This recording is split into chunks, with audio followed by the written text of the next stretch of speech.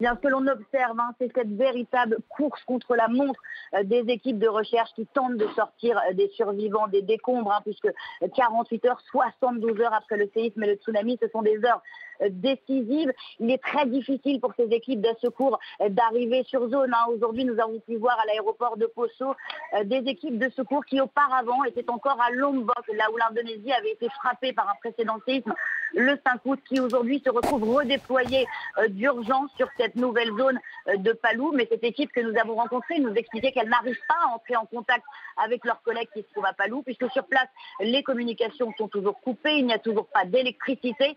Ces équipes se retrouvent donc à acheter simplement pour le moment de l'eau, de la nourriture. Sur place, la population manque de tout et principalement d'eau. Et puis, bien sûr, il y a un défi sanitaire. Aujourd'hui, les autorités ont annoncé dans la ville de Palu qu'ils procéderaient à des enterrements de masse tant il y a des victimes, des corps qui sont aujourd'hui à même le sol sous des draps jaunes ou bleus, donc des enterrements de masse pour éviter la propagation de maladies. Et puis enfin, il y a ce défi sécuritaire. La population est affamée, on l'a vu, les pillages se multiplient. Il faut noter que plus de la moitié des détenus de la prison de Palu se sont échappés lors de l'effondrement des murs. L'armée craint des violences, des agressions, à tel point que les autorités indonésiennes ont annoncé aujourd'hui qu'elles ne sanctionneraient pas les pilleurs et rembourseraient les propriétaires de magasins. Une situation si compliquée que Joko Widodo a demandé à ses soldats déployés en renfort de travailler jour et nuit.